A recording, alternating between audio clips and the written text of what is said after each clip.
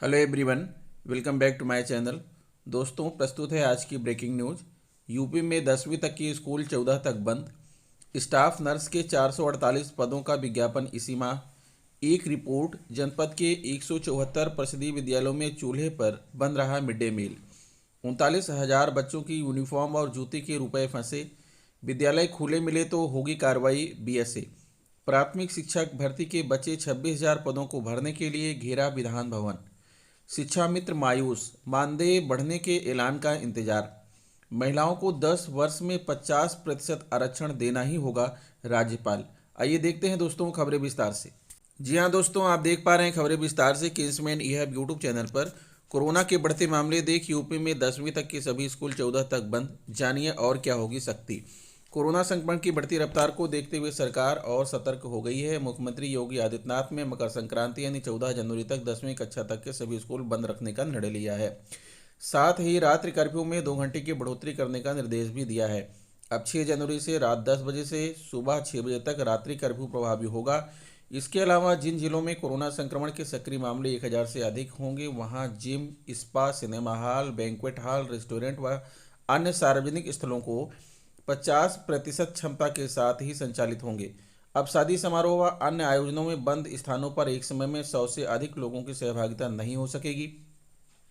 खुले स्थानों पर मैदान की कुल क्षमता के 50% से अधिक लोगों की उपस्थित को ही अनुमति दी जाएगी। मुख्यमंत्री ने मंगलवार रात कोरोना संक्रमण के बढ़ते मामलों की रोकथाम के लिए उच्च स्तरीय बैठक की और कई कड़े निर्देश दिए। प्रदेश में बीते 24 घंटे में 1,66,033 नमूनों की जांच में कुल 992 नए कोरोना संक्रमितों की पुष्टि हुई है। इसी अवधि में 77 लोग उपचार के बाद स्वस्थ हुए हैं। प्रदेश में कुल एक्टिव कोरोना केस की संख्या 3,173 है। मुख्यमंत्री ने कहा कि लोगों को मास्क पहनने, टीका लगवाने व शारीरिक दूरी का पालन करने के लिए जागरूक किया जाए। निर्देश दिए कि 10वीं कक्षा तक के सभी शासकीय व निजी विद्यालयों में मकर संक्रांति तक अवकाश घोषित कर दिया जाए। इस अवधि में उनका टीकाकरण जारी रहेगा। वर्तमान में प्रदेश के किसी भी जिले में एक्टिव कोविड केस की संख्या 1000 से अधिक नहीं है। शासन ने किसी भी जिले में 1000 से अधिक केस होने की दशा में अतिरिक्त सतर्कता के निर्देश जारी किए हैं। रात्रि कर्फ्यू में 2 घंटे की बढ़ोतरी 6 जनवरी से प्रभावी होगी। प्रदेश के सभी शासकीय, अर्धशासकीय, निजी ट्रस्ट संस्थाओं, कंपनियों, ऐतिहासिक स्मारक, कार्यस्थलों, धार्मिक स्थलों, होटल, रेस्तरां, औद्योगिक इकाइयों में तत्काल प्रभाव से कोविड हेल्प डेस्क क्रियाशील करने और बिना स्क्रीनिंग, सैनिटाइजेशन के किसी को भी परिसर में प्रवेश न दिया जाने का निर्देश भी दिया है। उल्लेखनीय है कि 24 दिसंबर को रात्रि कर्फ्यू का आदेश जारी करने के साथ ही सरकार ने व्यवस्था बना दी थी कि बंद स्थान पर शादी समारोह में 200 से अधिक लोगों को शामिल नहीं होंगे। जहां भी 1000 से कम सक्रिय मामले होंगे, वहां अभी 200 की सीमा ही लागू रहेगी। प्रदेश में स्टाफ नर्स पुरुष के खाली पड़े 448 पदों का विज्ञापन इसी माह जारी कर दिया जाएगा। लोक सेवा आयोग के अध्यक्ष संजय श्रीनेत ने बताया कि विज्ञापन जारी होने के लगभग 5 माह में स्टाफ नर्स के 4,743 पदों पर चयन की प्रक्रिया पारदर्शी रूप से पूर्ण की गई, जो अपने आप में एक प्रेरणास्पद मानदंड है। सरकारी नौकरियां, उन्होंने इसके लिए आयोग कार्मिकों की प्रतिबद्धता और संकल्प और आयोग की कार्य संस्कृति को सराहा है, जिन्होंने कोविड-19 महामारी की अवधि में भी स्वास्थ्य सेवाओं को सुदृढ़ बनाए रखने के लिए राष्ट्रहित में अपना योगदान किया। प्रदेश में योगी सरकार ने पिछले पौने 5 वर्षों में 4.5 लाख सरकारी नौकरियां देकर अपना संकल्प पूरा किया। उन्होंने बताया कि कोविड-19 महामारी के दौरान भी मिशन रोजगार धीमा नहीं पड़ा। स्वास्थ्य विभाग के खाली पद भरकर स्वास्थ्य इंफ्रास्ट्रक्चर को मजबूत किया। प्रतापगढ़ परिषदीय विद्यालयों में मध्याह्न भोजन तैयार करने के लिए रसोइयों को चूल्हा फूंकने पड़ रहे हैं। जिले के 174 परिषदीय विद्यालयों में गैस सिलेंडर की व्यवस्था नहीं है। रसोइयों को चूल्हे पर लकड़ी के सहारे भोजन तैयार करना पड़ता है। इससे समय से बच्चों को भोजन नहीं मिल पाता। कई बार शिकायत के बाद भी विभागीय अफसरों ने इस ओर ध्यान नहीं दिया।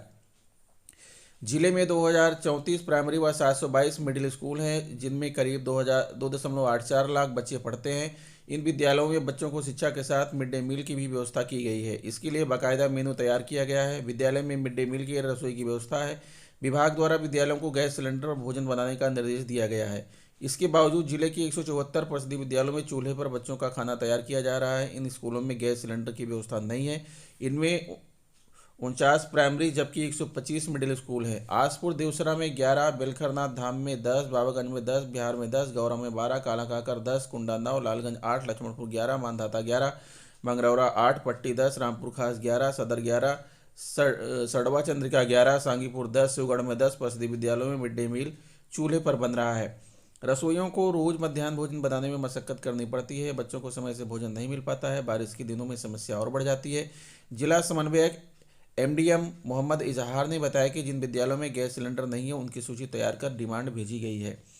39,000 बच्चों की यूनिफॉर्म और जूते के रुपए फंसे। प्रयागराज जिले के कक्षा 1 से 8 तक के 39,000 से अधिक छात्र छात्राओं को यूनिफॉर्म और जूते आदि के रुपए फंस गए हैं। डायरेक्ट बेनिफिट ट्रांसफर डीबीटी के लिए पोर्टल पर ऑनलाइन सूचनाएं अपडेट न होने के कारण अड़चन आ रही है। जिले में 4,94,541 छात्र छात्राओं को यूनिफॉर्म, बैग, जूते, मोजे और स्वेटर के लिए 11,1100 रुपये सीधे उनके बैंक खाते में मिल रहे हैं।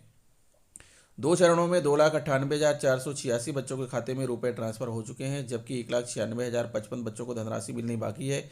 इनमें से सोमवार तक लगभग 37,000 छात्र छात्राओं की सूचनाएं संदिग्ध दिख रही थी, जबकि तकरीबन 50,000 बच्चों का विवरण खाते से लिंक नहीं था। बेसिक शिक्षा अधिकारी ने खंड शिक्षा अधिकारियों को शासकीय योजना के प्रति उदासीनता बरतने वाले शिक्षकों को नोटिस जारी कर कार्रवाई प्रस्तावित करने के निर्देश दिए थे। विद्यालय खुले मिले तो होगी कार्रवाई। बीएसए प्रतापगढ़ जिला बेसिक शिक्षा अधिकारी सुधीर कुमार सिंह ने बताया कि शीतकालीन अवकाश 14 जनवरी तक है। इस दौरान समस्त परिस्थिति मान्यता प्राप्त विद्यालय बंद रहेंगे। यदि इस दौरान स्कूल खुले मिले तो कार्रवाई की जाएगी। प्राथमिक शिक्षक भर्ती के बचे 26,000 पदों को भरने के लिए घेरा विधान भवन। लखनऊ 68,500 सहायक शिक्षक भर्ती 2018 में बचे 26,000 पदों को भरने की मांग को लेकर बीटीसी अभ्यर्थियों ने मंगलवार को विधान भवन का घेराव किया। मांग को लेकर अभ्यर्थियों ने अचानक विधान भवन के सामने नारेबाजी शुरू कर दी। पुलिस ने उन्हें हटाने की कोशिश की तो प्रदर्शनकारी सड़क पर बैठ गए। काफी देर तक चली नारेबाजी के बाद पुलिस ने सभी को बस में लादकर इको गार्डन भेज दिया। प्रदर्शनकारियों की अगुवाई कर रहे आदित्य पांडे संघर्षी ने बताया कि 68,500 सहायक शिक्षक भर्ती 2018 में बचे 26,112 पदों को अब तक नहीं भरा गया है। कई बार सरकार ने आश्वासन भी दिया, लेकिन अब तक कोई निर्णय नहीं हुआ है। उन्होंने सभी बची सीटों को भरने की मांग की। प्रदर्शन में अंकित मिश्रा, तूफान सिंह, चिन्मय, अवनीश, विभा द्विवेदी, मधु सिंह व सर्वेश समेत बड़ी संख्या में अभ्यर्थी शामिल हुए। शिक्षा मित्र मायूस, मानदेय बढ़ाने के ऐलान का इंतजार। अनुदेशक, रसोइयों, आशा बहुओं, आंगनबाड़ी कार्यकर्तियों व सहायिकाओं का मानदेय बढ़ गया, लेकिन शिक्षा मित्रों को मानदेय बढ़ाने की घोषणा अभी तक नहीं की गई। राज्य सरकार ने अगस्त 2021 में अनुपूरक बजट में इन सबके मानदेय बढ़ाने का ऐलान किया था, लेकिन अभी तक घोषणा न होने से प्रदेश के 1.47 लाख शिक्षा मित्र मानदेय बढ़ने का इंतजार कर रहे हैं। बेसिक शिक्षा विभाग ने शिक्षा मित्रों का मानदेय 1,500 रुपये बढ़ाने का प्रस्ताव भेजा था। प्रदेश सरकार ने मानदेय बढ़ाने से पहले सभी कर्मचारियों के संगठनों से मुलाकात, उनकी मुश्किलों और मांगों को सुना था। इसी क्रम में शिक्षा मित्रों के प्रतिनिधि बुलाए गए थे। वर्तमान में प्रदेश ने शिक्षा मित्रों के लगभग 1 दर्जन संगठन है और ये सब बैठक में पहुंचे। इनमें आपस में गुटबाजी भी बहुत है। इसके बीच आपसी रार के चलते मांगों पर सहमति नहीं बन पाई। अब इस पर मुख्यमंत्री को अंतिम निर्णय लेना है। आदर्श शिक्षा मित्र वेलफेयर एसोसिएशन के प्रदेश अध्यक्ष जितेंद्र शाही ने कहा कि राज्य सरकार शिक्षा मित्रों का भी सम्मानजनक मानदेय बढ़ा दे। एक आम शिक्षा मित्र पूरी मेहनत से स्कूलों में पढ़ा रहा है और शिक्षा को मजबूत करने में अपना सहयोग दे रहा है। इनका मानदेय बढ़ाने की भी घोषणा मुख्यमंत्री को करनी चाहिए। शिक्षा मित्र अच्छी घोषणा का इंतजार कर रहा है। महिलाओं को 10 वर्ष में 50% आरक्षण देना ही होगा। राज्यपाल आनंदीबेन पटेल ने महिलाओं को हर क्षेत्र में 50% आरक्षण की वकालत की है। प्रोफेसर राजेंद्र सिंह रज्जू भैया राज्य विश्वविद्यालय के चौथे दीक्षा समारोह में कुलाधिपति के तौर पर मंगलवार को उन्होंने कहा कि बेटियों ने 58% मेडल पर कब्जा जमाकर अपनी मेधा साबित की है, वैसे बेटे उनसे कमतर नहीं है। यह भी कहा कि अभी तो महिलाओं को 33% आरक्षण मिल रहा है। प्रतिस्पर्धा के दौर में हालात यह भी बन सकते हैं कि आने वाले 10 वर्षों में महिलाओं को 50% आरक्षण देना ही होगा। तो दोस्तों, ये रहा आज का ब्रेकिंग न्यूज़। आशा करता हूँ वीडियो आपको अच्छी लगी होगी। अगर वीडियो अच्छी लगी है तो प्लीज़ मेरे चैनल को सब्सक्राइब कर लीजिए, बेल आइकन को प्रेस कर दीजिए। मिलते हैं आपसे नेक्स्ट वीडियो में कुछ नई जानकारी लेकर। तब तक के लिए नमस्कार।